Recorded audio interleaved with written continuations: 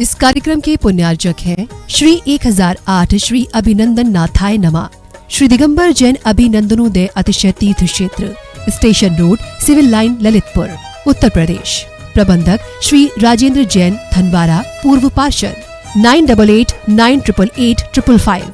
प्रबंधक श्री मोदी पंकज जैन, वरिष्ठ पार्षद, 9450037469। अंतर्गत श्री दिगंबर जैन समाज पंचायत समिति रजिस्टर्ड, ललितपुर, उत्तर प्रदेश। अध्यक्ष इंजीनियर अनिल जैन, अंचल, 9415112333। महामंत्री doctor Akshay Jain Tadaiya, 9415509458। Senior manager Sharad Kumar Jain, Malaya, 7080732808।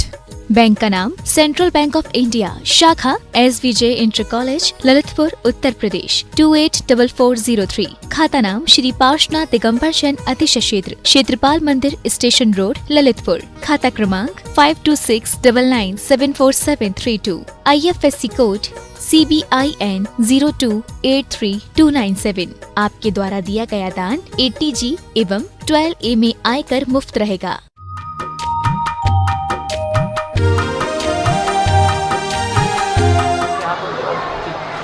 अपरानिक परीक्षणा स्वाध्याय विलयांश।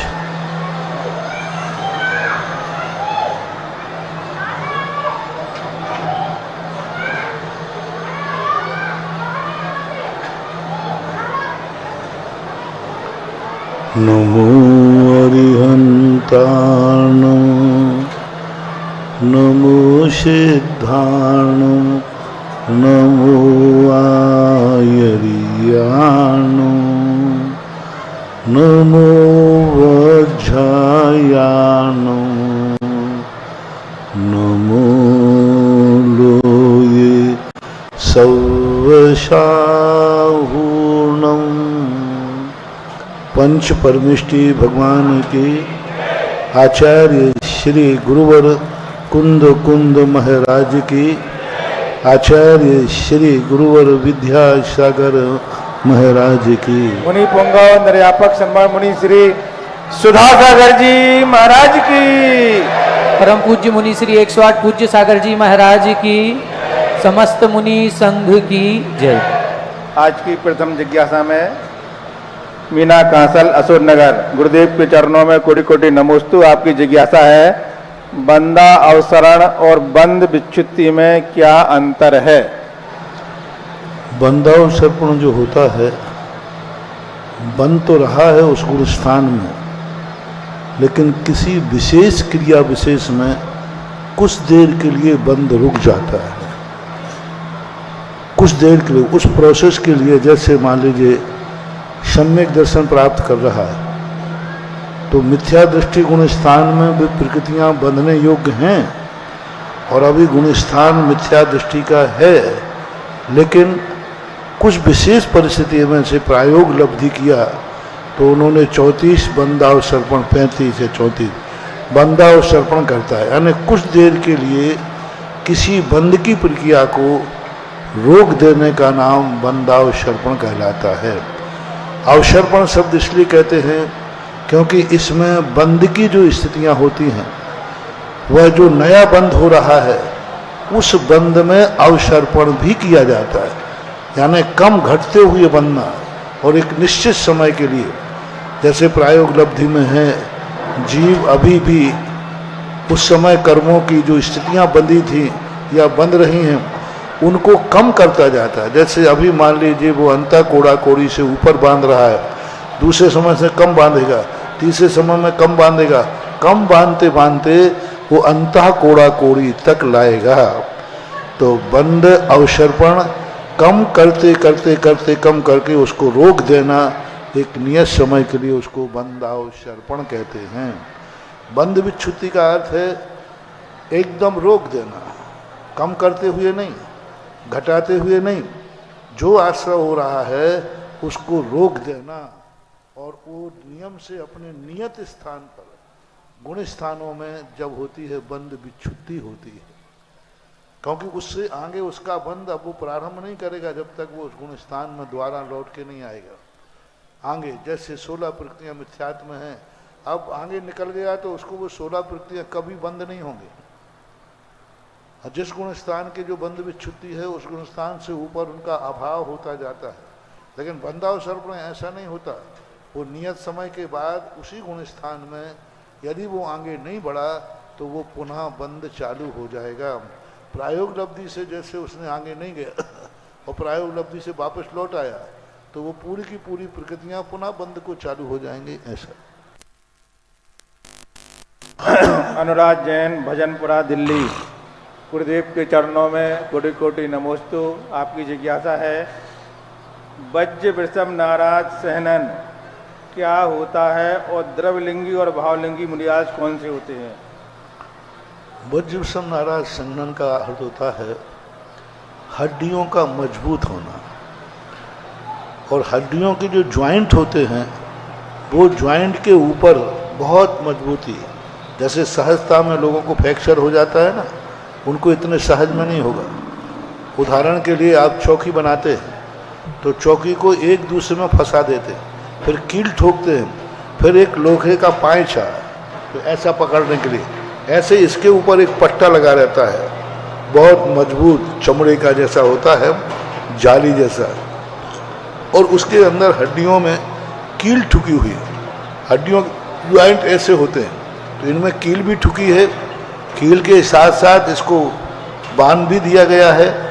ऐसा इसका अर्थ ही नहीं कि उनको फ्रैक्चर होता ही नहीं है या उनको कोई काट पीट नहीं सकता, सहजता से नहीं करेगा। वज्र वृषभ नाराज संघनन वाला व्यक्ति इतनी शक्ति होती जैसे बाहुबली में 1 साल तक खड़े रहे, उनका कुछ भी नहीं गिरा, ना चक्कर आया ना कुछ हुआ। तो एक शक्ति विशेष का नाम है वज्र वृषभ नाराज संघनन। भावलिंगी और द्रवलिंगी मुनि में क्या अंतर है? भावलिंगी और द्रवलिंगी। भावलिंग और द्रवलिंग का तो देखो, द्रवलिंग तो 28 मूल गुणात्मक होता है। भावलिंग जो होता है अनंतानुबंधी, अप्रत्याख्यान, प्रत्याख्यान, जिनके उदय में नहीं है, ये 3 कसायन मां संजुलन कसाय उदय में है, वह भावलिंग कहलाता है। भावलिंग हमारे तुम्हारे ज्ञान का विषय नहीं है, वो केवली भगवान ही बता सकते हैं और किसी के ज्ञान का विषय नहीं बनता। दूसरे अवध ज्ञानी गौतम गंधर्वादी अनुमान से बताएंगे, प्रत्यक्ष नहीं बताएंगे। इन कसायों का उदय नहीं है, इसलिए लगता है कि ये भावलिंगी हैं।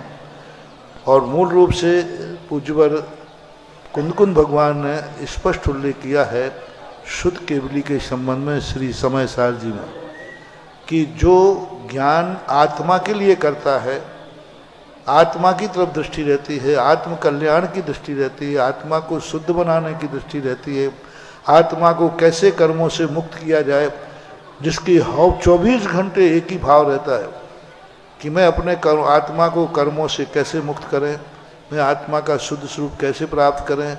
ऐसा परिणाम जिनको रहता है वे भाव शुद्ध केवली यानी भावलिंगी हैं। और द्रव्य सत के लिए द्रव्यलिंग के अलावा आप जानते हैं 28 मूल गुण निर्दोष पालन करना, ये द्रव्यलिंग कहलाता है।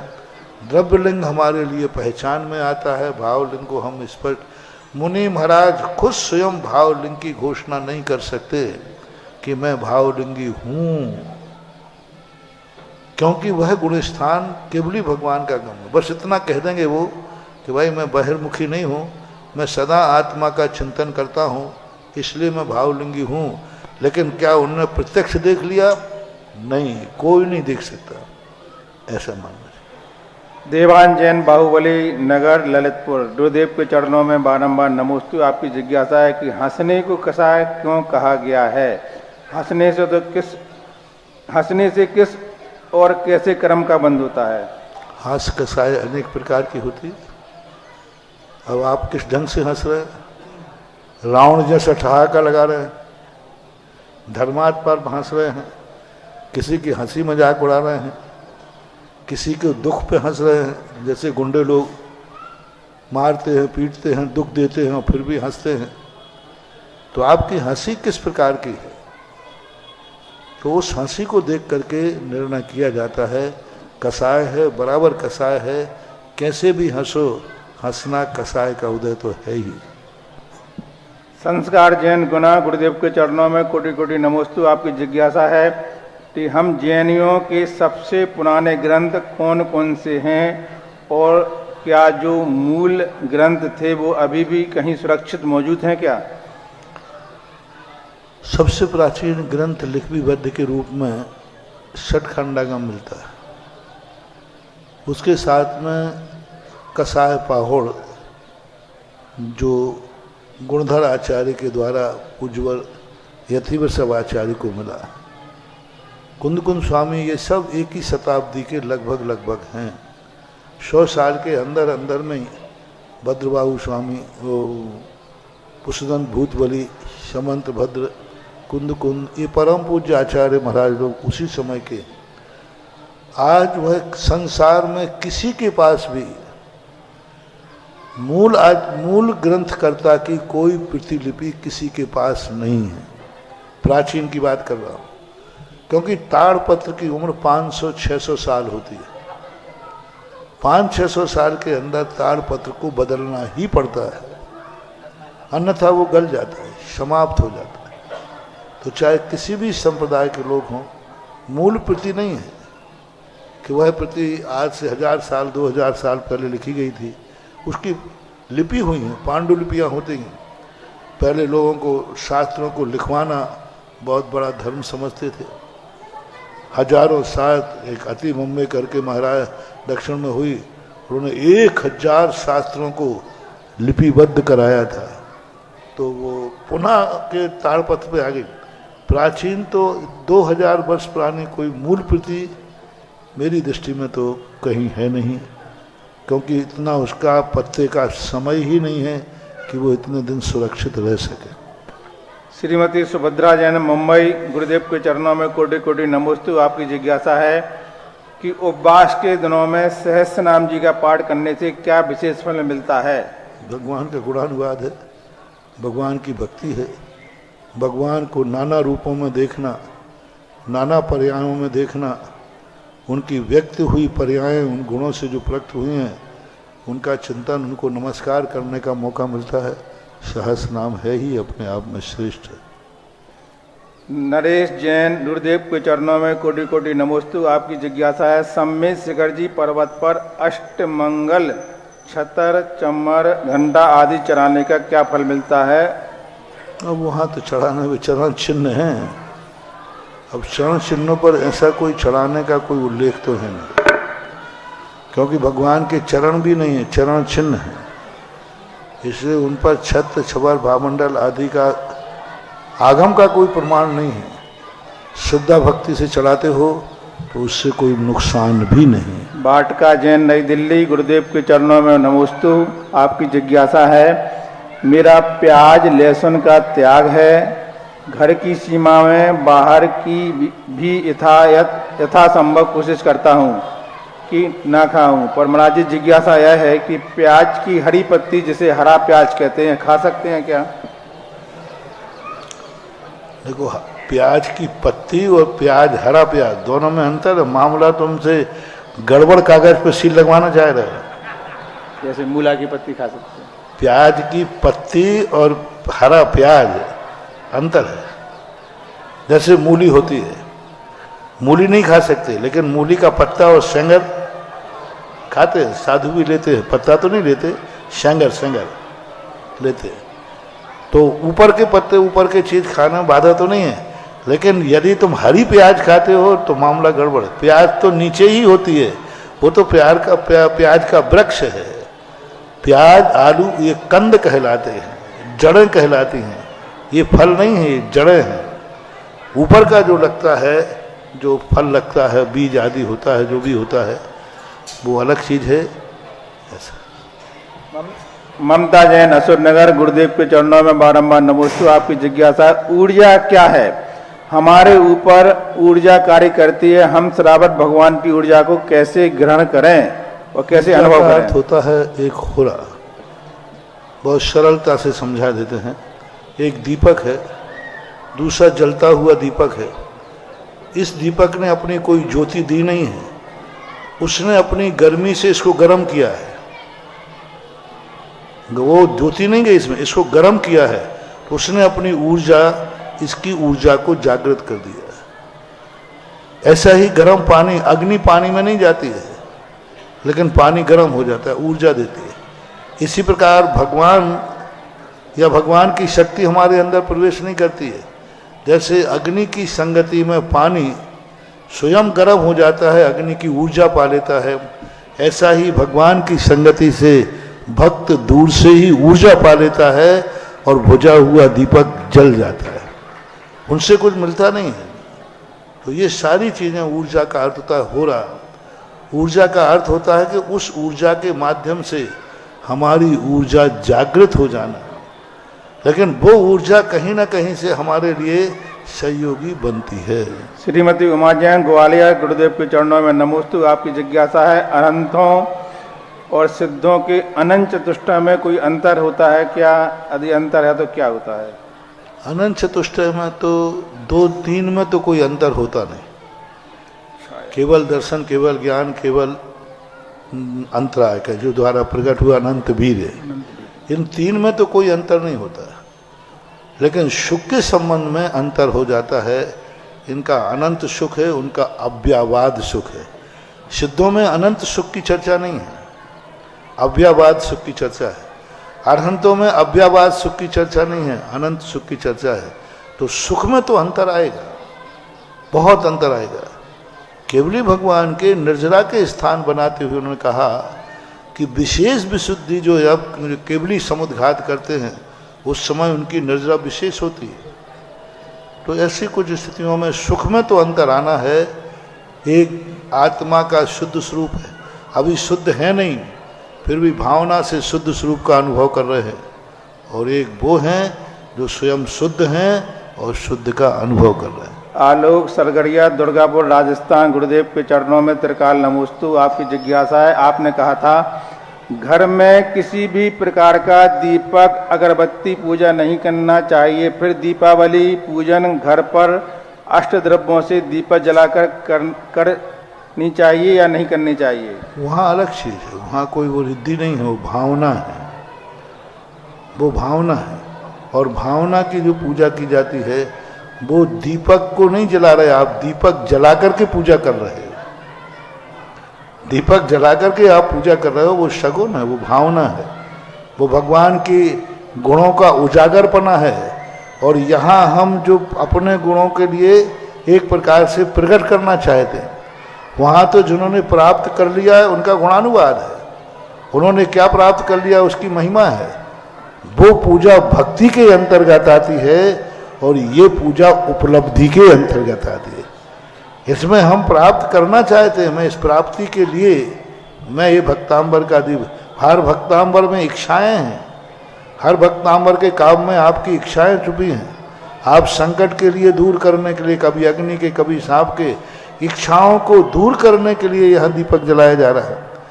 और यहाँ में हम भगवान की 64 रिद्धियाँ पढ़ते हैं, 48, उनमें उन रिद्धियों को प्राप्ति के लिए भी कर रहे हैं।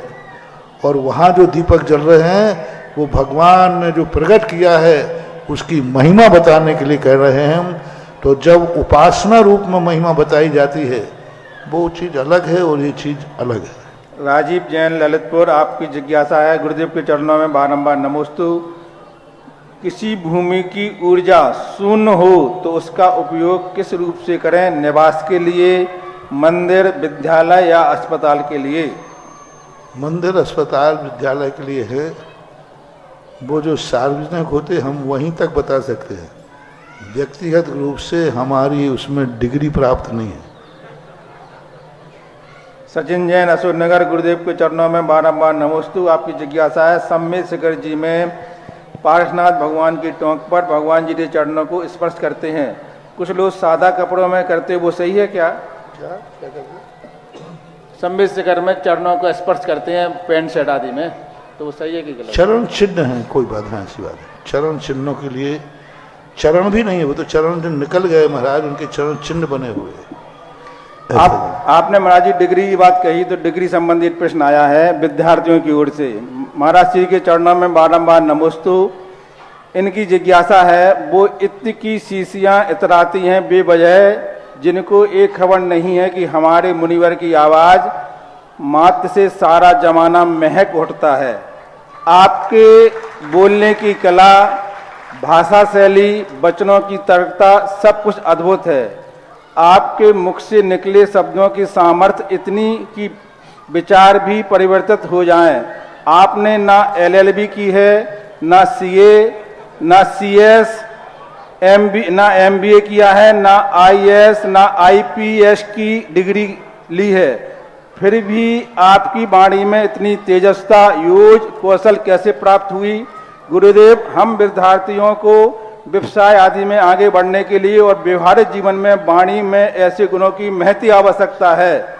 हम भी आपके गुणों को अपने अंदर प्रकट कर सकें, इसके लिए हमें मार्गदर्शन देने की कृपा करें।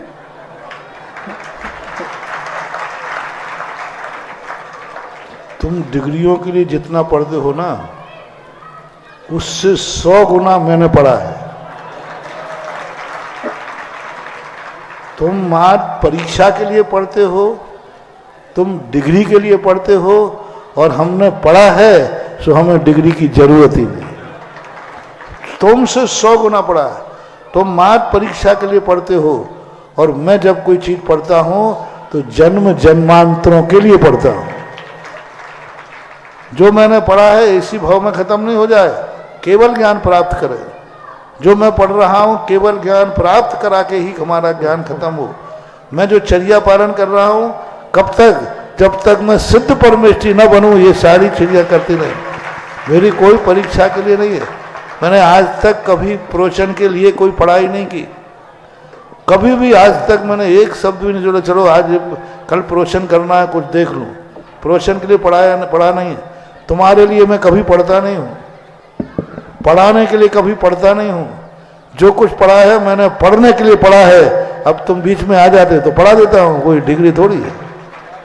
बीएड करने की जरूरत नहीं। जो पढ़ाने के लिए बीएड की जाती है, पढ़ने के लिए कोई बीएड नहीं की जाती। दूसरे के केस सुलझाने के लिए LLB की जाती है। मैं दूसरे के सुलझाता नहीं हूं, और मेरा कोई केस नहीं। दूसरे के सुलझाना नहीं, अपना कोई केस नहीं, कोई अपराध करना नहीं। सबसे बड़ी, आप लोग किताब को देखिए। आप जो किताब पढ़ते, हमने बड़े बड़े इंजीनियर और डॉक्टरों से पूछा कि आप इतने अच्छे इंजीनियर डॉक्टर कैसे बन गए? बोले महाराज पढ़ाई की है, किताबों से पढ़ाई की है। हम कहे जिन किताबों ने आपको यहां तक पहुंचाया वो किताबें कहां हैं? जिन किताबों को पढ़कर आप डॉक्टर बने, इंजीनियर बने, वो किताबें कहां हैं? यहां भी बैठे होंगे बहुत सारे। कहां है वो किताबें? वकील साहब, महाराज वो रद्दी में परीक्षा के बाद चाट पकौड़ी जो बिकती है, रद्दी के भाव। यानी जिन किताबों ने तुम्हें इतना योग्य बनाया, तुम्हारा काम निपटने के बाद उनको रद्दी में फेंक दिया।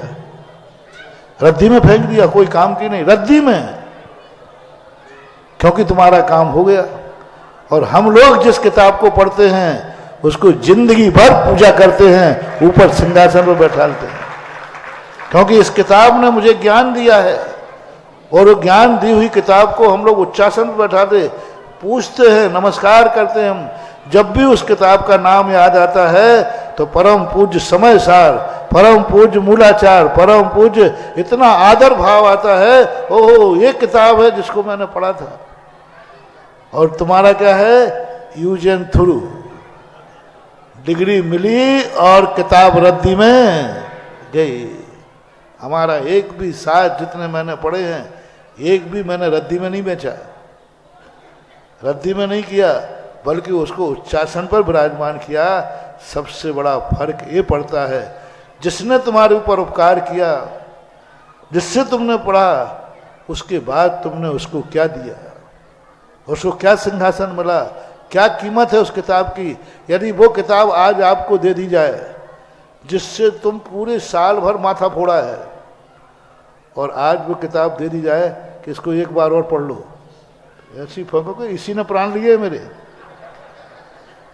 यदि कह दिया इसको एक बार और पढ़ो, आपने पढ़ा था, अरे आप क्या हालत करोगे उस किताब की, बहुत बुरे भाव करोगे।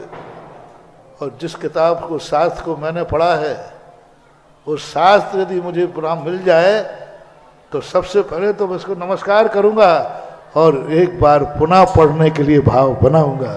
ये है ज्ञान का स्थायित्व करने का तरीका।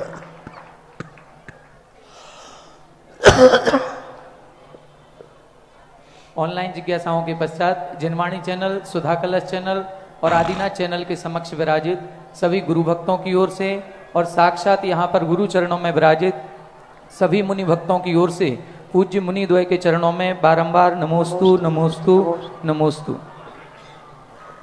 आज का जिज्ञासा समाधान कार्यक्रम में प्रथम जिज्ञासा रखेंगे श्रीमान निहाल चंद जी सेवनी वाले और तैयार रहेंगे श्रीमती निधि जी बड़कुल। महाराज श्री आपके आशीर्वाद और प्रेरणा से सन 96 में श्रवण संस्कृति संस्थान की स्थापना हुई थी और उस श्रवण संस्कृति संस्थान से इन 25 वर्षों में 700 से अधिक विद्वान समाज के लिए समर्पित हुए हैं। इसी क्रम में हमारे ललितपुर का ये बहुत बड़ा सौभाग्य है कि उस श्रवण संस्कृति संस्थान से ललितपुर में भी करीब 25 से अधिक विद्वान वहां से पढ़ करके और आज समाज सेवा में आए हुए हैं। हमारे साथ आज का जो जिज्ञासा समाधान का संचालन करेंगे श्रीमान विनीत जी शास्त्री।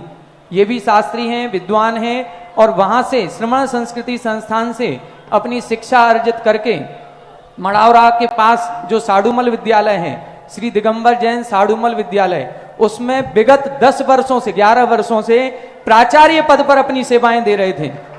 आज वो हमारे बीच में है। आगे का संचालन आदरणीय विनीत जी शास्त्री जी करेंगे। आइए विनीत जी शास्त्री।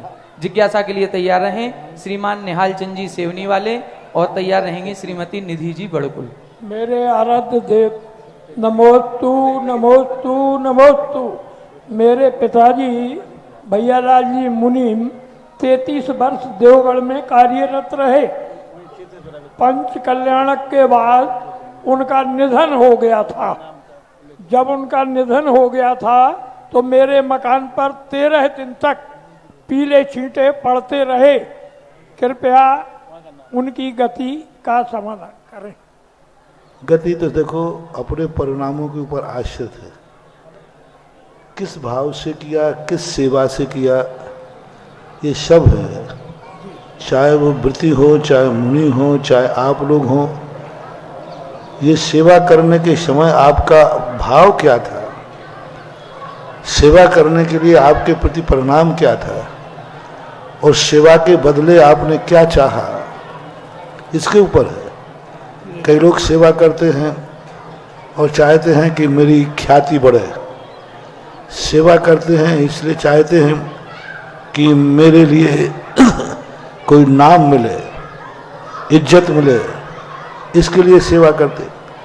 कोई लोग वेतन के लिए सेवा करते, कोई पैसा चाहते हैं वेतन मिलेगा, सेवा करेंगे तो वेतन मिलेगा। पुजारी करता है, मैनेजर करता है, इनकी सेवा सेवा में काउंट नहीं होगी क्योंकि ये आजीविका के लिए सेवा कर रहे हैं।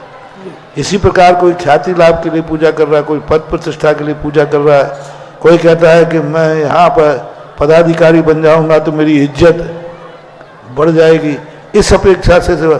तो इनको कुछ नहीं मिलता।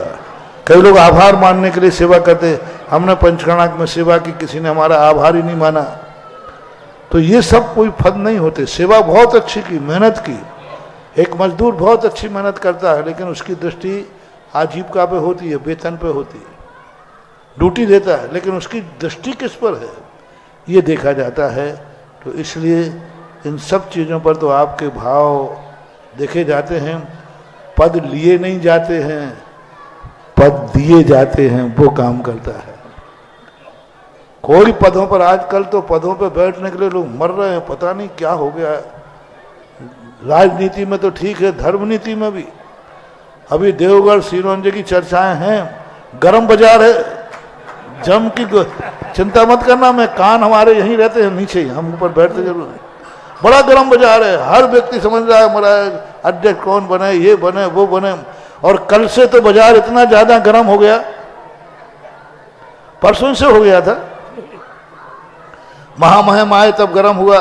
फिर कल 2 ऐसे कार्टून सामने आए जिन्होंने तो इतना गर्म कर दिया कि अब तो पता नहीं ब्रह्मांड। समझ गए दोनों को? समझ चर्चा बन गई इसलिए महारथी कह दो। दो महारथी ऐसे आए, कौन कौन मालूम आपको? अनिल अंचर और अक्षय टुडू। अरे फिर तो खलबली मच गई, खोल खोल खोल खोल, है ना। सब क्या समझ रखा है इन तीर्थ क्षेत्रों को? मजाक समझ रखा है। पदों की इतनी भूख, इतनी लालसा, कुछ नहीं मिलने वाला। कितनी भी सेवाएं कर लो, पीढ़ी दर पीढ़ी सेवाएं कर लो, कुछ नहीं मिलने वाला, सब बर्बाद होने के समय है। पदों के प्रति इतना लालच होता है, और पद पे बैठने के बाद समय देना नहीं, काम करना नहीं, अपने जेब में रख लेना, काम करना नहीं, सेवा देना नहीं, अपने समय देना नहीं। छेद बर्बाद होवे तो हो जावे छेद। और ऐसे छेद महानुभाव में बहुत अपने दुश्मन भी है। यदि तुम सेवा नहीं दे सकते हो, तुम काम नहीं कर सकते हो, और जितना जहां पर है उससे कई गुना आगे बढ़ाने का संकल्प हो, तो आगे आना। ये पद दीपक के समान है। यदि क्षेत्र को विकास कर दिया तो प्रकाश दे देगा, नहीं तो ये पद तुम्हें जला करके भस्म कर देंगे। ये ध्यान रखना। जितने पद हैं संस्थाओं के, धार्मिक संस्थाओं के, मंदिरों के, तीर्थ क्षेत्रों के, पंचायतों के, जितने भी हैं, इन पदों पर बहुत ईमानदारी से बैठना। सब कुछ घर भूल जाना। इन पदों पर बैठने के पहले एक सौगंध करना, यदि घर में मेरे पिता की अर्थी पड़ी है और जिस संस्था का मैं पदाधिकारी हूं वहां मीटिंग में जाना है, तो अर्थी बाद में उठेगी, पहले हम क्षेत्र के लिए जाएंगे। इतनी मौका दो। अर्थी रखी है और उसी समय क्षेत्र पे जरूरत आ गई, उस क्षेत्र के तुम पदाधिकारी हो। अब फैसला करना है, पिता की अर्थी है और किसी की नहीं। उधर क्षेत्र के लिए तुम्हारे लिए बुलावा आ गया है, तो वो व्यक्ति सफल होगा जो कहे अर्थी 2 घंटे बाद जाएगी, पहले मैं जिस संस्था का पदाधिकारी हूं उसमें पहले जाऊंगा। मैं है इतनी औकात किसी में? अर्थी रखी रह जाए और संस्था महत्वपूर्ण हो जाए। ऐसे लोग पदों पर बैठे हैं तो उसका भी उत्थान होगा और तीर्थ का भी उत्थान होगा। गरम चौराहे गरम हो रहे हैं। अरे मजा। और ललितपुर तो वैसे ही चुनाव में माहिर रहा है, वैसे ही पार्लियामेंट के चुनाव भी यहाँ गुटबंदी चालू है, मुझे सब मालूम है। ग्रुप बना लो बेटा, बना लो। चुनाव अधिकारी तो मैं हूं ना।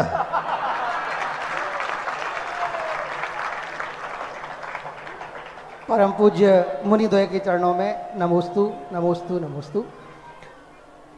जिज्ञासा और ये ध्यान रखना, अभी जो ग्रुप बनाना शुरू किया है, किसी का भी ग्रुपिंग पंपलेट किसी का शिकायत आ गई कि हमने हर विधानों में लिखवा दिया है, यदि किसी से संपर्क करते हुए पाया गया, कोई किसी पंपलेट बांटते हुए पाया गया, वह चुनाव की सीमा से बाहर माना जाएगा, चुनाव आयोग की अनुशासनहीनता मानी जाएगी। यदि वो किसी से कह दे साहब मेरा सपोर्ट करना, और प्रमाणिक मेरे पास समाचार आ गया, ऐसे कहने पर नहीं आएगा, प्रमाणिक आ गया तो समझ लेना वो गया। किसी ने पंपलेट बांट दिया, किसी ने, क्योंकि तुम्हारी इतनी इज्जत नहीं है कि तुम्हें दुनिया जान सके।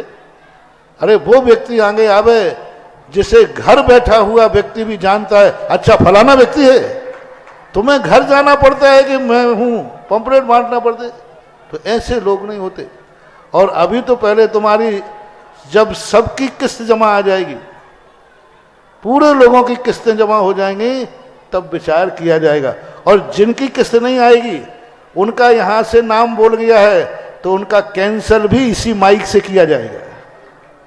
हाँ, नहीं तो यहां नाम तो बुलवा लिया, अब बाद में उसने किस्त नहीं भरी, कैंसिल किया, तो इसी माइक से किया जाएगा, फलाने चंद ने अपना नाम कैंसिल कर दिया है। हाँ, ये माइक कोई फोकट का माइक नहीं है। हाँ, बुलवा लो नाम। 6 तारीख के बाद उनकी लिस्ट यहां घोषित की जाएगी, किन किन ने बुलवाया था और किन किन ने कैंसिल किया है, यही माइक से बोला जाएगा। हम ऊपर बैठाने में भी बहुत आगे के हैं और उतारने में भी। परम पूज्य मुनिपुंगव श्री सुधासागर जी महाराज की जय। श्रीमती निधि जी बड़कुल जिज्ञासा करेंगी और तैयार रहेंगे श्रीमान जय कुमार जी डाकुड़ा राडौली से। परम हितकारी मेरे आराध्य गुरुवर के श्री चरणों में मेरे दोनों परिवार की तरफ से बारंबार नमोस्तु नमोस्तु नमोस्तु।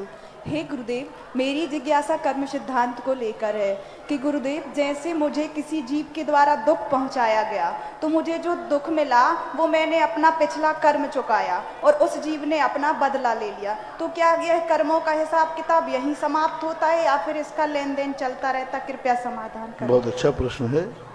कर्मों का हिसाब किताब, किसी ने हमें दुख दिया था, हमने दिया था, उसने मुझे दे दिया, लेकिन अब पुनः उसको दुख देने का यदि भाव नहीं है तो हिसाब चुक गया। और यदि हमने फिर से भाव कर लिया इसने मुझे दुख दिया है, मैं भी इसको नहीं छोड़ूंगा, तो फिर पुनः के लिए बन गया। यदि ये भाव आ गया कि इसने मुझे दुख दे दिया, मैंने कभी इसको दिया होगा, हे भगवान अच्छा हुआ वो निपट गया, आगे हमारा कोई बैर भाव नहीं है, तो फिर वही खाता बंद हो जाता है, फिर वो कर्म उदय में नहीं आता। श्रीमान जय कुमार जी डाकुड़ा राणवाली से अगली जिज्ञासा करेंगे। श्रीमती सुलोचना जी पाली तैयार हैं। गुरुदेव हमारे बीच में देवोदय देवगढ़ के लिए शिरोमणि संरक्षक, परम शिरोमणि संरक्षक की किस्त लेकर के आ रहे हैं। श्रीमान भूपेन जैन, विपुल जैन, श्रीमती रीता जैन, श्रीमती अंकिता। और सभी लोग अपनी किस्त भरते समय ध्यान रखना, सभी को 5 साल का ही समय है। महामहिम के संबंध में मैंने VIP रखा था, बाकी सबका 5 साल है। परम शिरोमणि, परम संरक्षक, सबका 5 साल है महामहिम के संबंध। लेकिन महामहिम को मैं इतनी ताकत दूंगा कि 5 में क्या, वो 2 में ही जमा कराने के समर्थ हो जाए। और दोनों महाराजों के चरणों में 1 मिनट भैया। श्री स्वतंत्र मोदी जी, श्रीमती सुमन मोदी, स्वर्णिम मोदी, ये देवोदय की प्रथम किस्त परम संरक्षक की लेकर के आ रहे हैं। संरक्षक सदस्य देवोदय श्री सुरेंद्र कुमार सिंघई, शुभदीप टॉयज, श्री आर्जब नमो सिंघई, बमोरी बैंक वाले परिवार। देवगढ़ के लिए श्री पंकज जैन बिरधा वाले, श्री प्रियंक साहू छोटू मड़ावरा, श्री महेश जैन मोनू मड़ावरा झरावटा, श्री सुनील सिंघई पूर्व प्रधान मड़ावरा, श्री दिनेश चंद कैलाश बछौड़ा, श्री राजीव जैन गुल्लन, श्री गजेंद्र जैन सोनू मुक्ता ट्रेडिंग कंपनी, श्री मुकेश जैन परिवार, श्री श्रेयांश जैन जाखलोन, श्री अनिल जैन मामा भांजा परिवार, श्री सतीश चंद जी नजा मंत्री पंचायत समिति, श्री अमित जैन सैलू भावनी वाले, श्री अरुण मोदी लुब्रिकेंट, श्री राजकुमार जैन गुगरवारा, श्री अनुराग जैन डिम्पू सेठ लागोन परिवार, श्री सुधीर जैन सुनमाहा परिवार, श्री सुनील जैन मक्खन इंदिरा स्मॉल इंडस्ट्रीज परिवार, श्री धर्मेंद्र जैन स्टील फर्नीचर परिवार, श्री प्रदीप जैन आरओ वाटर परिवार और श्रीमान अशोक जैन, सुधा जैन, पर्व जैन हमारे तेलवारा परिवार। ये शेरोन जी और देवगढ़ जी दोनों के ये सदस्य बने हैं। कृपया जिज्ञासा करें। हेलो, नमस्ते महाराज जी, नमस्ते महाराज जी, नमस्ते महाराज जी। महाराज जी, ये मेरे बाबूजी का प्रश्न है, टांके की जल की जीवाणी कैसे की जाती है? टांके की जल की जीवाणी टांके में ही करना है। जब तक वो साल भर टांके रहेंगे, वो जीव उसी में रहेंगे, अपनी आयु बनाएंगे और मरण को प्राप्त होते जाते। अंत में जो छोटा सा पानी बचता है लास्ट में, उसको आप किसी नदी या कुएं आदि में डाल सकते हैं। तो महाराज जी वो हैंडपंप लगा होता तो कैसे डालेंगे जल वापस? तो हैंडपंप में फिर टांका कहाँ हुआ? नहीं, जो वहाँ से निकालते हैं ना? नहीं, टांके का पानी हैंडपंप से नहीं निकाला जाता, रानौली जेल में हाथ से ही निकाला जाता है। यदि टांके का पानी हैंडपंप से निकालते हैं तो वो पानी टांके का नहीं कहलाएगा, शुद्ध नहीं कहलाएगा, उसको दोष माना जाएगा। जो कुएं का पानी लेते हैं वो नहीं। आप लोग जैसे नल का आदि पानी लेते हैं वो तो निकाल सकते हैं, लेकिन जो शुद्ध कुएं का पानी लेते हैं वो नहीं निकाल सकते। नमस्ते महाराज जी, नमस्ते महाराज जी, नमस्ते महाराज जी। श्रीमती सुलोचना जी पाली तैयार रहेंगे। श्रीमान धन्य कुमार जी एडवोकेट।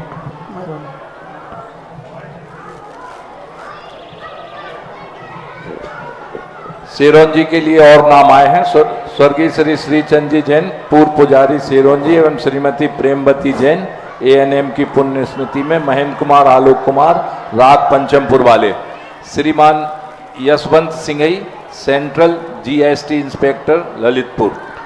श्रीमान सतोदय तीर्थ सिरोन का भी बाजार गर्म है जी, और उसमें भी चल रहा है और उनकी 9 तारीख है, इसलिए उसमें भी सभी लोग अपनी प्रथम किस्त जो जमा करा देंगे वही सिरोन सतोदय तीर्थ क्षेत्र की बात में शामिल हो पाएंगे। आपके आशीर्वाद से सारे बाजार गर्म है महाराज। श्री गुलाबचंद प्रसन्न कुमार डाकुड़ा, राणोली परिवार, राणोली सीकर, ये तो आरती के लिए है, कृपया जिज्ञासा करें। नहीं, कल से ज्यादा गर्म हुआ तुम दोनों के आने से। कोई अच्छे लोग सामने आते हैं तो लोगों को मन में तो होता ही है कि भाई जिज्ञासा करें। हमारी जैन समाज की नमोस्तु महाराज जी, नमोस्तु नमोस्तु नमोस्तु। ये गुरुवर मेरी जिज्ञासा है कि भीष्म पितामह बहुत धर्मात्मा थे, फिर भी उनके लिए कांटों की सैया मिली, और जटायु ने रावण से लड़ाई की और उसके लिए श्री राम की गोदी मिली। क्या इस मतलब उनके भाव कैसे रहे होंगे? ऐसी बात नहीं है। जैन दर्शन के अनुसार भीष्म पितामह ने मुनि दीक्षा ली है। वो युद्ध करते ही बैराग को प्राप्त हुए, ना बाणों की सैया में। जैन दर्शन में तो दुर्योधन ने भी दीक्षा ली, पांडवों ने तो दीक्षा ली है, कर्ण ने दीक्षा ली, तो ये सब दीक्षाओं के पात्र रहे हैं। अब फिर भी बाणों की सैया है, वो भी उनके कर्म की विनम्रता है। जब कर्म करते हैं तो कर्म अच्छा महान आदमी और छोटा आदमी नहीं देखता। कर्म अग्नि के समान है, जो हाथ डालता है उसको जलाता है। हे गुरुदेव नमोस्तु। गुरुदेव मैं जानना चाहती हूँ, भक्तांबर स्रोत में रिद्धि मंत्र है ओम नीम अरहम नमो अष्टांग महानिमित्त कुशलाणम। जटायु पक्ष की अपेक्षा जैन दर्शन में रत्न जटी नाम का एक विद्याधर था, राजा था। वो रावण को इस प्रकार क्रिया करते देखकर सीता जी को ले जाता, तो उसने रावण से युद्ध किया। रावण चूंकि बलशाली विद्याधर था, तो उसकी सारी विद्याएं छीन करके, और वो आकाश में युद्ध कर रहे थे दोनों, तो इसने सारी विद्याओं को छीन करके नीचे गिरा दिया था। तो रत्न जड़ी विद्याधर था। जैन दर्शन के अनुसार वो ऐसा मानना चाहिए। दोनों अंतर में है, वहाँ पक्षी था जटायु और यहाँ रत्न जटी नाम का विद्याधर था। ऐसा पूज्यवर रविशरण महाराज ने श्री पद्म पुराण में लिखा है। हे गुरुदेव नमोस्तु। मैं भक्तांबर स्रोत में एक रिद्धि मंत्र है ओम नीम अरहम नमो अष्टांग महानिमित्त कुशलाणम, इसका अर्थ जानना चाहती हूँ। 8 महानिमित्त होते हैं, तो 8 जो महानिमित्त होते हैं उनमें आके छिन्न दोष आता है, पशुओं की आवाज़ आती है, रेखाएं इनमें ये भी आते हैं। उसके अंदर आकाश के तारे टूट रहे हैं, उन निमित्त को देख करके, किसी की आवाज़ को सुन करके, इन सब निमित्तों को देख करके अष्टांग महानिमित्त कहलाते हैं। जिन निमित्तों को देख करके वे आगे पीछे की बात जान जाते हैं, उनको अष्टांग महानिमित्त बोलते हैं। 8 में सब आते, आवाज़ भी, छिन्न दोष भी, जो उल्कापात आदि, दिग्दाह आदि, सब निमित्तों को देखे जान जाते। नमोस्तु गुरुदेव नमोस्तु। आदरणीय धन्य कुमार जी एडवोकेट साहब, कुमारी नव्या जैन तैयार रहेंगी बंडा से। गुरुदेव हमारे बीच में ललितपुर का अति सम्माननीय परिवार, जिनके घर में 2-2 कलेक्टर हैं, वो किस्त लेकर के आ रहे हैं। श्रीमान राकेश जैन, किरण जैन, प्रखर प्रतीक प्रवेश सतभैया परिवार, और देवोदय के लिए श्री अरविंद जी की स्मृति में श्री अंशुल, सार्थक, ज्योति जी, हेमा जी, समस्त मैनवार वाले परिवार, जिनको आज आपके पावन आहार दान का सौभाग्य भी मिला है। आ जाएं ऐसे परिवार। जिज्ञासा। मेरे आराध्य गुरुवर के चरणों में मेरा और मेरे परिवार की तरफ से एवं चांदपुर जहाजपुर कमेटी की तरफ से बार बार नमोस्तु नमोस्तु नमोस्तु। महाराज जी आपके आशीर्वाद से देवोदय तीर्थ क्षेत्र देवगढ़ तथा सतोदय तीर्थ क्षेत्र सिरोंज जी का नया नाम देकर भारतवर्षीय क्षेत्र घोषित किया गया है। भारतवर्षीय क्षेत्र घोषित होते ही, नया नामांकन होते ही इनके संरक्षण सदस्य बनने वालों की होड़ लगी हुई है। महाराज जी आपसे निवेदन है कि देवोदय क्षेत्र की छांव में एक और शांतिनाथ भगवान चांदपुर जहाजपुर क्षेत्र है। इस क्षेत्र की आपकी कृपा दृष्टि हेतु चातक पक्षी की भांति निहार रहा है। कृपया आप उस क्षेत्र का नामांकन भी आपके मुखारबिंद से हो जाए और चुनाव की तारीख निश्चित हो जाए, तो उसमें भी चार चांद लग सकते हैं। नमोस्तु महाराज जी, नमोस्तु नमोस्तु। कि ये दोनों क्षेत्र का बाजार तो गर्म है, लेकिन जहाजपुर का बाजार इतना गर्म नहीं है। सही कह रहे हैं आप, जहाजपुर का बाजार थोड़ा ठंडा है, शांत है। लेकिन चिंता मत करो, ऐसी शुरुआत उसकी होने वाली है। वो क्षेत्र भी एक दिन देवोदय और सतोदय से भी बराबरी करेगा, और अपने आप में वह स्थान भी बहुत अच्छा चीज बनेगा। देखो, चलती हुई दुकान पर तो दुनिया, उठते हुए को तो दुनिया उठा लेता है, लेकिन जो गिरे हुए को उठाता है वो महान कहलाता है। चांदपुर जहाजपुर के जो ट्रस्टी बन रहे हैं, बहुत सबसे ज्यादा पुण्यशाली, क्योंकि ऐसे ओम शांति, क्योंकि ऐसा बिल्कुल शांत उजड़ा हुआ क्षेत्र है, उसको भी आबाद करने का जो बात है, चांदपुर जहाज को आबाद करने यानी सिर से पहाड़ फोड़ना है, सिर से पहाड़ फोड़ना है। और यूं कहो रेत से तेल निकालने बराबर है। लेकिन चिंता मत करो, मैं राजस्थान में तेली रेती रेत है, तिल तो वहां होते ही नहीं, फिर भी जम के तेल निकाला वहां, खूब सारे भारत पता है।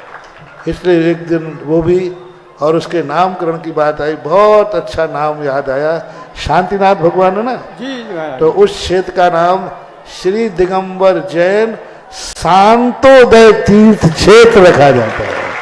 बोले शांत्योदय अक्षय तीर्थ क्षेत्र की जय। और भूतकाल में के तीर्थंकरों में 24वें तीर्थंकर का नाम शांतनाथ था, शांतिनाथ नहीं।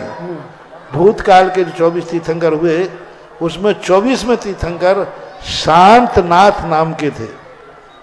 तो शांत्योदय, शांतियोदय बन नहीं रहा, शांतोदय।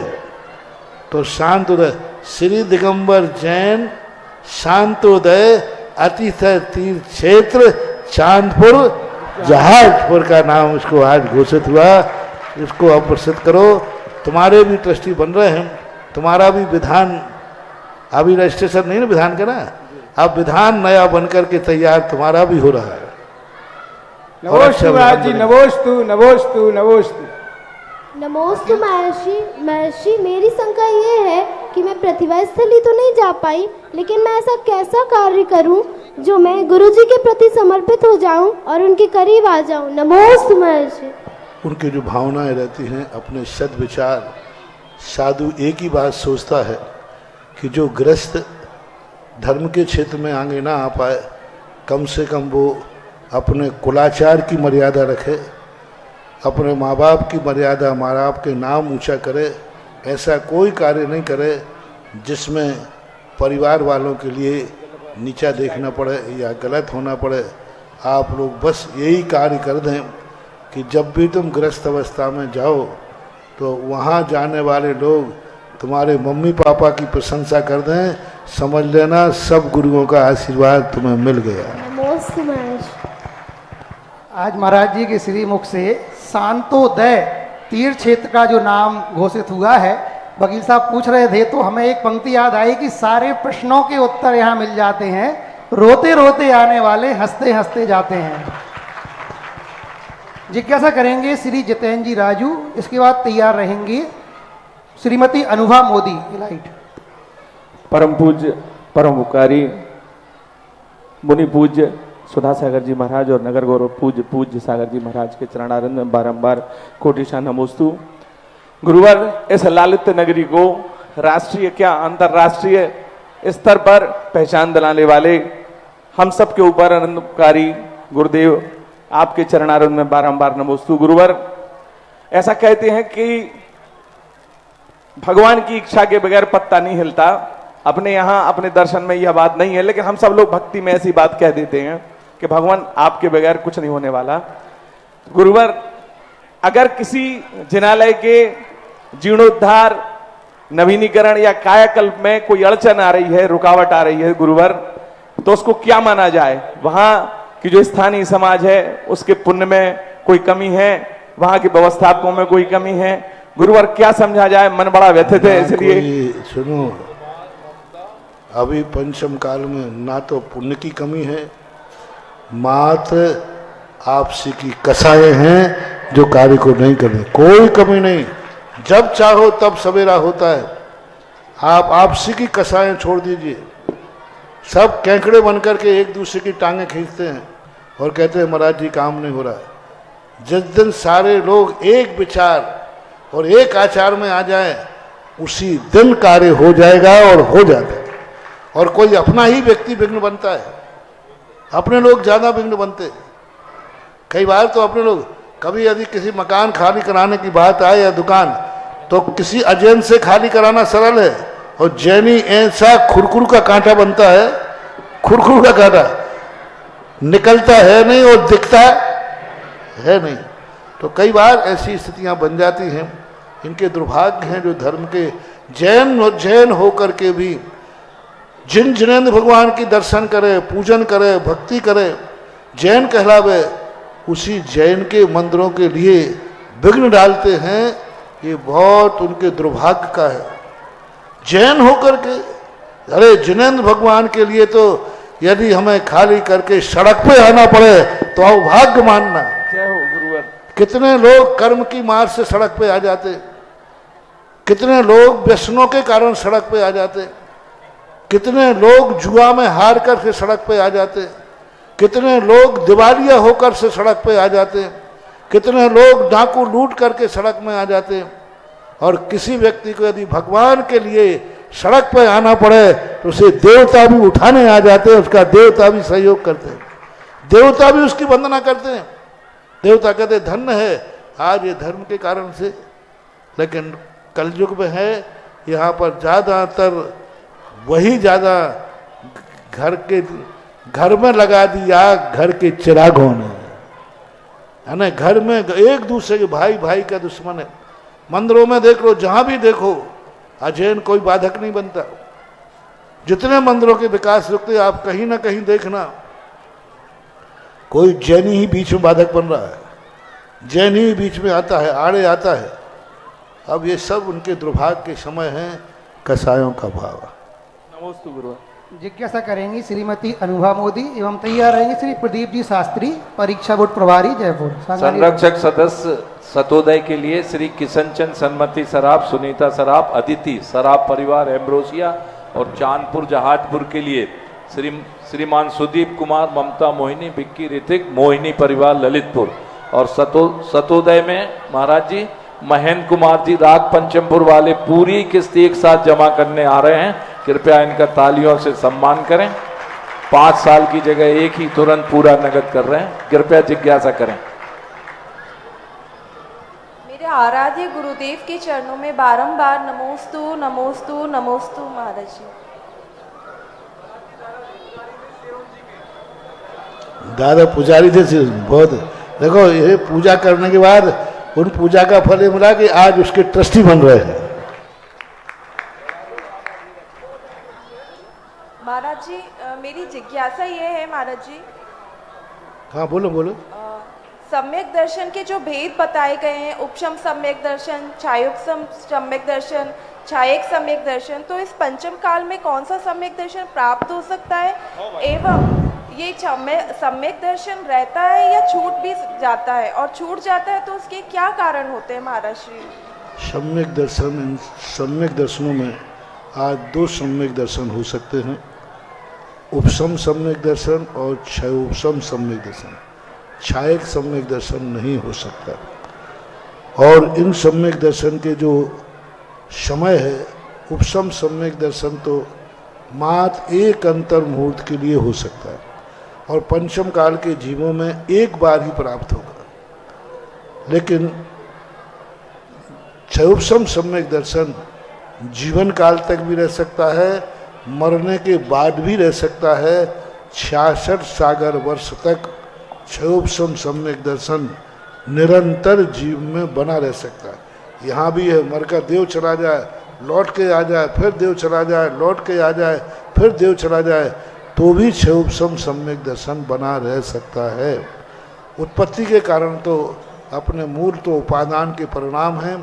निमित्त में जो 6 कारण बनाए गए हैं, जिनमें भी दर्शन है, धर्म स्मरण है, वेदना है, जाति स्मरण है, जिन महिमा दर्शन है, धर्म उपदेश है। इस प्रकार के 6 सम्यक दर्शनों के निमित्त बनते हैं। महाराज श्री नमोस्तु नमोस्तु नमोस्तु। महाराज श्री जो मंदिर जी में मेरू विराजमान रहते हैं उनका अभिषेक क्यों नहीं होता? मेरू, अचल मेलू, सुमेरु मेलू। अचल मेरू वगैरह के वो अभिषेक के लायक होते ही नहीं। अब इतनी छोटी सी मूर्तियां तुम बैठा देते हो। अब अभिषेक करें तो पहाड़ का करेंगे, मूर्ति का करें? अब मूर्ति तो कई मेरुओं में तो चिपकी हुई रहती है और कई मेरुओं में रहती है तो इतनी सी छोटी सी रहती है। अब वहाँ कलश जाएगा ही नहीं, झाड़ी से भी करें तो भी नहीं जाएगा। तो मेरू का अभिषेक करने में कोई बाधा नहीं, नित्य अभिषेक होते हैं। अब आप पहाड़ का कहो तो पूरे मेरू का, पहाड़ का तो अभिषेक होता नहीं है। मेरू बड़े बनना चाहिए, इतने बड़े बनाओ कम से कम उसकी मूर्ति का अभिषेक कभी तो हो सके साल में एक बार। ये छोटे छोटे मेरू बना देते हैं। कई लोग तो भगवान की मूर्ति भी नहीं रहती, सीधे मेरू रहते हैं चांदी के, और कई मूर्तियां चिपकी रहती है। कम से कम उसकी मूर्ति 3, 4, 5 इंची मूर्ति हो, जिसका अच्छी तरह अभिषेक हो और उसके रखने का स्थान अलग हो, और ऐसा हो कि जिसमें अभिषेक का कलश की धारा जा सके, तो करने में कोई बाधा नहीं, कर सकते। प्रदीप जी शास्त्री, इसके बाद तैयार रहेंगी कुमारी यशोधरा, छात्रा पृथ्वा स्थली। जगत पूज्य परम पूज्य पिता तुल्य गुरुवर, हमने कराया था एक बार पंचमेरु का अभिषेक, सुने? पंचमेरु का अभिषेक कराया था एक बार। जबलपुर के अंदर नंदीश्वर द्वीप था और वहाँ सारे मेरुओं की मूर्तियों के ऊपर अभिषेक और शांति धारा की थी। पूरे 5 मेरु 80 दिन धाम शब प्रतिमा जी को तो, और गजदंतों की थी, उन पर कराया था। लेकिन स्थान अच्छा था वहाँ, तो होना चाहिए, कभी कभी तो होना ही चाहिए। कम से कम जब पंच मेरु के व्रत आते हैं, 10 लाख क्षण पर्व पड़ते लगभग वो, तो उस समय, लेकिन मूर्तियां बड़ी हों, ऐसी इन मूर्तियों पे करने से कोई फायदा नहीं। पूज्य गुरुवर के चरणों में बारंबार नमोस्तु। हे गुरुवर, जैसा भी कहा आपने कि बाजार गर्म चल रहा है, तो हे गुरुवर, आपकी मंगलवाणी तो सिर्फ तीर्थ क्षेत्रों पर नहीं बल्कि प्रतिदिन आपके मुखारविंद से ऐसे वचन अमृत निकलते हैं कि पूरा भारत देश सुन करके हर एक कार्य में अपने आप को बहुत ही श्रद्धा के साथ में आपके चरणों में वह झुक जाता है।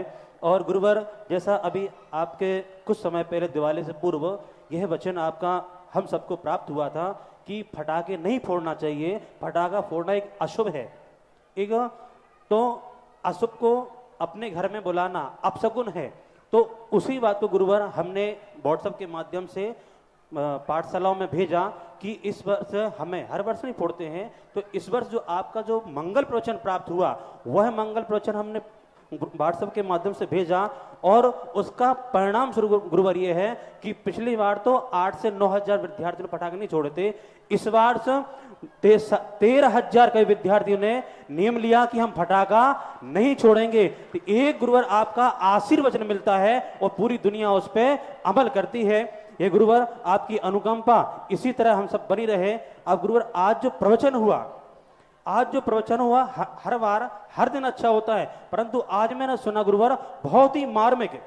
हम कोई परिभाषा पढ़ते हैं तो क्षमा की हो, किसी की भी हो, तो वही अधिवेशन में देखते गुरुवर आपका एक नया चिंतन मिलता है। ऐसा नहीं वही अधिवेशन वही परिभाषा, हर बार कुछ न कुछ मिलता है। आज माता पिता के बारे में बहुत सुनते हैं और कोई परिभाषा मिलती है, लेकिन आज जो माता पिता को लेकर के, गुरु को लेकर के और बेटे को समझाने लेकर आपने जो एक अनोखी अहम जो व्याख्या की है वो गुरुवर सुनकर के मुझे बहुत अच्छा लगा कि नया नया चिंतन आपके गुरुवर अभी कह रहे डिग्री ने की है। सत्य है, कोई इतनी बड़ी बड़ी डिग्री ने की है, फिर भी आपका उस पर ऐसा चिंतन मिलता है नया नया। गुरुवर, आपकी तो महिमा, आपकी वाक शक्ति बहुत ही विशाल है। मेरे गुरुवर, इसी प्रवचन से एक प्रश्न है मेरा कि जैसे आपने कहा यदि माता पिता और गुरु यदि श्रावक को या बेटे को समझाते हैं, यदि गुरुवर ने कह दिया, माता पिता ने कह दिया इसको हम नहीं समझा सकते हैं, इसको समझाना व्यर्थ है, तो मेरा यह प्रश्न है कि जिस तरह से माता पिता बच्चे को नहीं समझा सकते हैं,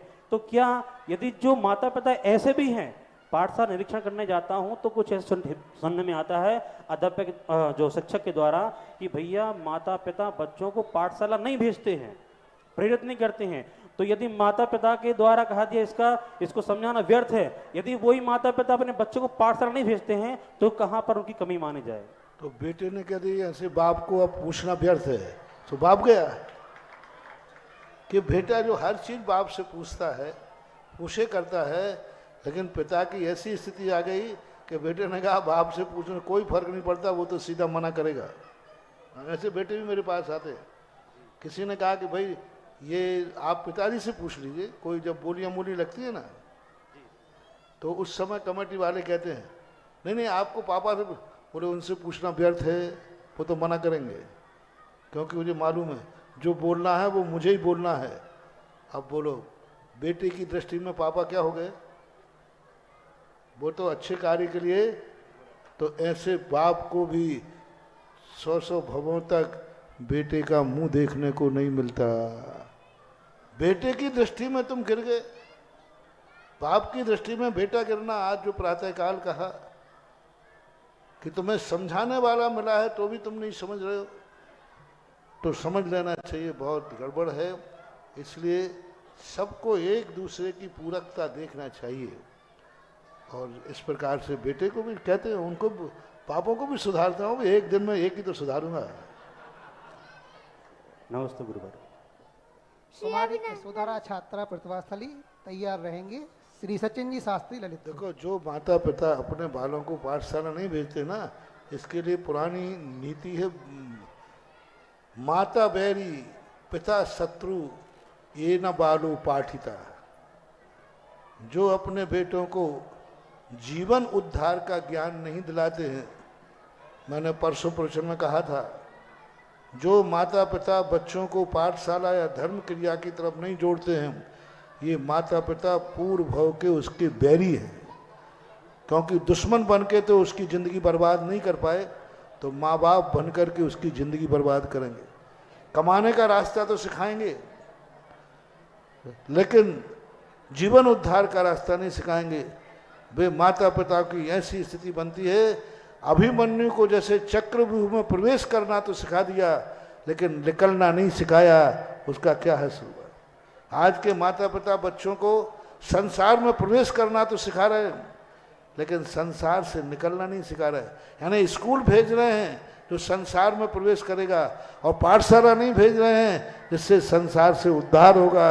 ऐसे माता पिता बैरी और शत्रु मानना चाहिए। श्री अभिनंदन उदय अतिशय क्षेत्र के श्री अभिनंदन नाथ भगवान की जय। मेरी हृदय की वेदी पे विराजमान दोनों मुनिराजों को कोटि कोटि बार नमोस्तु। गुरुवर, मेरी यह जिज्ञासा है कि जब मैं प्रतिभा स्थली जाती हूँ, मेरे रूम में 6 बच्चों का ग्रुप है, उसमें से एक छात्रा बहुत मस्ती करती है, जिससे एक ही को पनिशमेंट मिलने की जगह सभी को मिलती है। ऐसे कौन से पाप कर्म का उदय है? नमस्ते। बहुत अच्छा। अब उसके लिए ऐसा करना, आप अपनी दीदी से कहना हमारा ग्रुप कमरा बदल दीजिए, क्योंकि एक बच्चे कारण हम सबको क्यों, और या फिर सब मिलकर के दीदी के सामने स्पष्ट बोल दीजिए कि सबको दंड देने की अपेक्षा ये गलती ये करती है, इसको दंडित किया जाए। तुम अच्छे लोगों का ग्रुप बना लो, फिर मामला निपट जाएगा। जो लोग उधम नहीं करते हैं, मस्ती नहीं करते हैं, उनका एक संगठन बना लो। अच्छे लोगों का संगठन, बुरे लोगों का संगठन जल्दी बन जाता है और अच्छे लोगों का संगठन नहीं बन पाता, इस कारण से वो परेशानी में आ जाता है। अंतिम जिज्ञासा करेंगे सचिन जी शास्त्री ललित। श्री अनूप कुमार जी मामा भांजा परिवार देवोदय तीर्थ की प्रथम किस्त लेकर के आ रहे हैं, आ जाइए। पूज्य मुनिद्वय के चरणों में बारंबार नमोस्तु। महाराज श्री, मेरी जिज्ञासा है, हम जिन सहस्त्र नाम स्त्रोत में पढ़ते हैं त्वम शंकरोषि भुवनत्रय शंकरत्वात्, ऐसे करके पूरा सहस्त्र नाम स्त्रोत जो महाराज जी है वो काफ़ी बड़ा है। तो जैसे मैं उसका पाठ करता हूँ तो क्या उसको कभी 3 अध्याय उसके कवि फिर उसके बाद और उसकी प्रस्तावना और उसका जो अंतिम जो पंक्तियां हैं उनको पढ़ लेता हूँ साथ में। तो एक तो महाराज जी ये जिज्ञासा है। दूसरी बात ये कि अगर किसी के जैसे भगवान के 1000 नाम अपन ने जैसे उनके गुण हैं उसके अनुसार रखे हैं, तो ऐसे ही क्या व्यवहारिक जीवन में नाम निक्षेप की अपेक्षा किसी एक व्यक्ति के अनेक नाम हो सकते हैं या रखे जा सकते हैं, उसमें कोई शुभ अशुभ तो नहीं होता है? भगवान का तो नाम तो एक ही था, ये भक्ति में आया है। 1008 नाम उनके थे नहीं, ये भक्त ने उनको उपाधियां दी हैं। एक गुणवाचक कहलाते हैं, एक नामवाचक है और एक गुणवाचक है। तो ये गुणों को उन्होंने प्रकट किए हैं, ये नाम किसी ने नहीं रखे, भक्त ने अपनी श्रद्धा से रखे। आज वर्तमान में भी अपन देखते हैं कि आचार्य श्री का एक ही नाम है, किसी साधु का एक ही नाम है, लेकिन भक्ति में जो तुम उनको उपाधियां देते हो यही तो उनका नाम हो गया, यही तो गुण हो गया। भक्ति में जो आप कहते हैं हमारे आचार्य श्री को बहुत सारे नाम उपाधियां लगाते हैं, तो यही उनकी विशेषता है। आज वर्तमान में किसी का नाम भली एक हो, लेकिन जो गुण आपको भक्ति में गाते हैं वह गुण ही सहस्र नाम बन जाता है, वह गुण उनका भक्ति का है। इसलिए गुणानुवाद सहस्र नाम कहा गया है, लेकिन वो गुणानुवाद है, वस्तुतः ऐसा मानना चाहिए। तो आज भी गुणों में देखा तो जाता है। एक से अनेक नाम व्यवहार में नाम निक्षेप की अपेक्षा नाम नहीं रख सके, एक से अनेक नाम हमने कानूनन खिलाफ है। अब एक बाजार का नाम, एक घर का नाम है, तो घर का नाम चल जाएगा, टिट्टू पिट्टू चिंटू मिंटू, लेकिन जो कानूनन नाम है, कानून में आप एक नाम नहीं रख सकते, क्योंकि व्यवहारिकता में अनेक नाम रखने से व्यवहारिकता में परेशानी आ सकती है। आरती के निहाल चंद जी, सुधीर कुमार जी भी एक किस्त लेकर के आए, हमारे पंचायत समिति के प्रबंध समिति सदस्य हैं श्री निहाल चंद जी, सुधीर कुमार जी। आज की आरती के लिए श्रीमान गुलाब चंद, प्रसन्न कुमार डाकुड़ा, राणौली परिवार। अभी कोई उठेगा नहीं, आज विशेष कार्यक्रम है, ये थोड़ी करेंगे फिर बाद में करेंगे जी। और अंशुल जी, सार्थक जी, समस्त मैनवार वाले, आज के आहार दान पुण्यार्जन का सौभाग्य मिला, परिवार आएंगे आरती के लिए, लेकिन अभी बैठ जाएं, पूज्य गुरुदेव के सानिध्य में कुछ कार्यक्रम होगा, उसके बाद ही आरती के नाम घोषित हों। इसके पहले हम 4 पंक्ति सब लोगों की तरफ से भगवान के आचार्य मतलब सुधासागर जी महाराज के चरणों में रखना चाहते हैं कि जैसा शंका समाधान का कार्यक्रम, जिज्ञासा समाधान का कार्यक्रम यहाँ हम इनके सानिध्य में सुन रहे हैं, ऐसा आगे भी जब गुरुदेव का समोसरण लगे और हम सब भी वहां पर पहुंचे, उसके संबंध में 4 पंक्तियां भी लिखी थी कि महिमा गाने सुधा सिंधु की, शब्द नहीं गुरु क्षमा करो, जो भी बोलूं सब कम होगा, भावों को स्वीकार करो, दो आशीष हमें भी गुरुवर, हम सब भी तर जाएंगे, समो शरण जब लगे आपका वहां भी हम आ पाएंगे, समो शरण जब लगे आपका वहां भी हम आ पाएंगे। गुरुदेव के चरणों में बारंबार नमोस्तु नमोस्तु नमोस्तु। और पाठशाला का कार्यक्रम जो यहाँ पर प्रारंभ होगा, अब मैं यह जो ध्वनि प्रसारण यंत्र है श्री प्रदीप जी शास्त्री, परीक्षा प्रभारी, सांगानेर जयपुर, इनको सौंप रहा हूँ। बहुत बहुत धन्यवाद।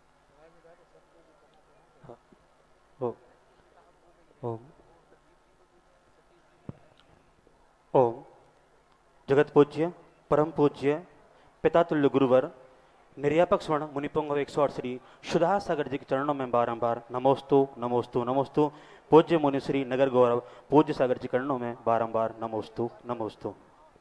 कुछ ही बस संक्षिप्त में कार्यक्रम है, विशेष है थोड़ा सा कि जो आज माँ जिनवाणी का स्वाध्याय निस्वार्थ भाव से और निःशुल्क और पूरे समर्पण के साथ में बच्चों को ज्ञान अर्जन करा, ऐसे अध्यापकों का यहाँ पर सम्मान किया जा रहा है। पाठशाला अधिवेशन में जो कुछ शिक्षक रह गए थे, लेकिन विशेषता यह रही कि बहुत सारे पाठशाला गांव के शहरों से बहुत सारी पाठशालाएं परीक्षा बोर्ड से जुड़ी हैं, इसलिए अपने कार्यक्रम को सीधा गति प्रदान करते हैं कि और जो स्थानीय समाज के अध्यक्ष महोदय, मंत्री महोदय, प्रबंधक महोदय और पाठशाला संयोजक श्रीमान संजीव जी ममता स्पोर्ट्स वाले से निवेदन है कि आकर के शिक्षकों को सम्मान करें। सम्मान श्रीमान अध्यक्ष साहब अनिल जी अंचल साहब, आप पधारें, शिक्षकों को सम्मानित करें। और मंत्री महोदय जी, सम्मान्य अक्षय जिटड़ैया साहब और प्रबंधक महोदय और ललितपुर की स्थानीय अभिनंदन तीर्थ क्षेत्र की कमेटी, श्री दिगंबर जैन पाठशाला नीचे से, श्री दिगंबर जैन पाठशाला विद्यासागर नया मंदिर ललितपुर के अध्यापक आकर के अपना सम्मान प्राप्त करेंगे। नया मंदिर ललितपुर से 6 अध्यापक आकर के अपना सम्मान प्राप्त करेंगे। नया मंदिर ललितपुर पाठशाला से एक टीचर को एक, हाँ 6 डिब्बा इनको देना है। आ जाइए, शीघ्रता करें, तैयार रहें। सिविल लाइन मंदिर विद्यासागर पाठशाला ललितपुर, आ जाइए। आपके यहाँ से 2 अध्यापक हैं, आकर के सम्मान प्राप्त करें। आप कहाँ से? नया मंदिर 6 अध्यापक, चलो कोई बात नहीं है, हाँ 6 ले लीजिए, कोई दिक्कत। आइए, सिविल लाइन मंदिर ललितपुर से 2 अध्यापक, हाँ थोड़ा शीघ्रता करें और तैयार रहें। अटा मंदिर ललितपुर पाठशाला से, हाँ ये आपके, आप नया मंदिर से ना, ठीक है।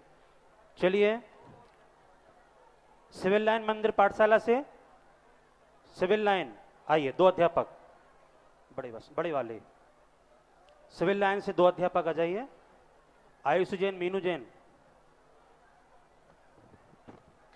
आइए। अटा मंदिर ललितपुर पाठशाला से 2, अटा मंदिर तैयार रहें। इलाइट कॉलोनी, इलाइट मंदिर से आइए। पहले अटा मंदिर से, अटा मंदिर से 9 टीचर, हाँ 9 रहेंगे, हाँ। इलाइट मंदिर से 5 अध्यापक, मीना जैन, संध्या जैन, शिखा जैन, शोभा जैन और शारिका जैन, ये इलाइट कॉलोनी से है। भैया 2 है ना, आप कहां से? अब इसमें 2 लिखे, अभी 2 की व्यवस्था बनाते हैं, ठीक है ना, 2 चले, फिर हम बाद में चर्चा कर लेंगे। चलिए, इलाइट कॉलोनी पाठशाला से आ गए, थोड़ा शीघ्रता करें और तैयार रहे। इसके बाद नई बस्ती ललितपुर पाठशाला से, इलाइट से 5 अध्यापक, हाँ इलाइट से 5 अध्यापक हैं। चले, नई बस्ती पाठशाला से 11 अध्यापक, थोड़ा शीघ्रता करें, हाँ 11। नई बस्ती आ जाइए, नई बस्ती पाठशाला से तैयार रहेंगे। सरदारपुरा ललितपुर पाठशाला से आइए, नई बस्ती पाठशाला से 11 अध्यापक, 11 भैया इनको,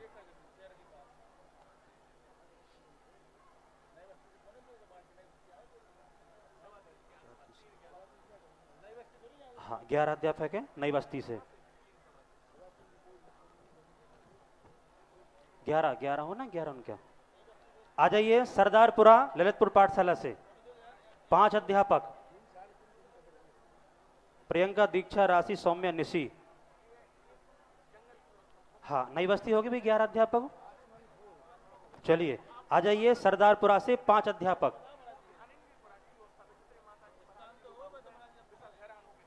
पांच, हाँ प्रियंका, दीक्षा, राशि, सौम्या, निशी, 5 भी यही है सरदारपुरा से। और बाहुबली नगर ललितपुर पाठशाला से 8 अध्यापक, आ जाइए बाहुबली नगर कॉलोनी से,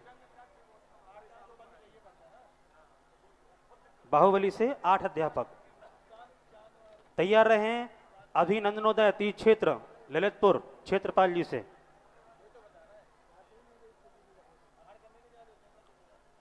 बाहुबली से 8 अध्यापक,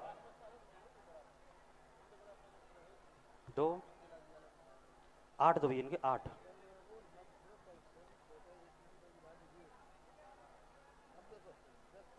आठ इनके, हाँ 3, 8 हैं 8। चलिए, आइए, अभिनंदनोदय तीर्थ क्षेत्र ललितपुर से सविता दीदी अपने अध्यापक को साथ में लेकर के पहुंचे और तैयार रहें। तालापुरा डोडा घाट ललितपुर पाठशाला। अभिनंदनोदय, हाँ इनके 6 है। चलो हाँ चलो करो सब।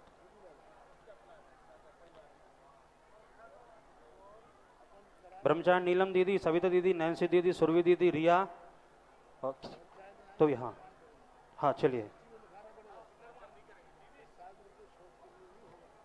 चलो।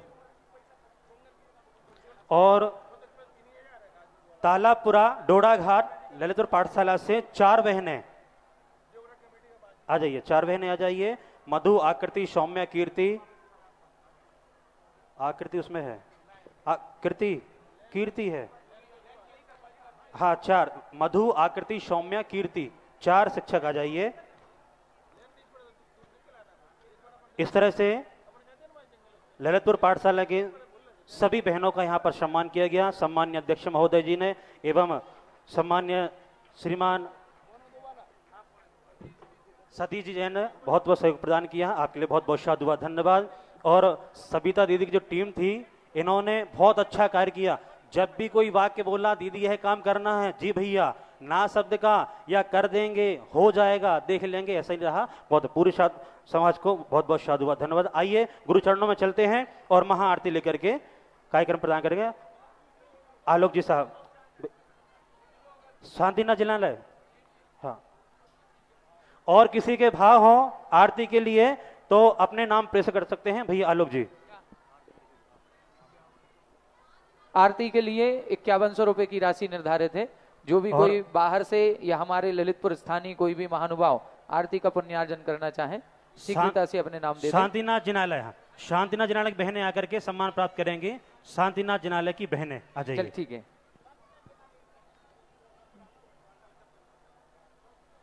पाठशाला की और भी बहनें जो भी आरती करना चाहें आ जाएं।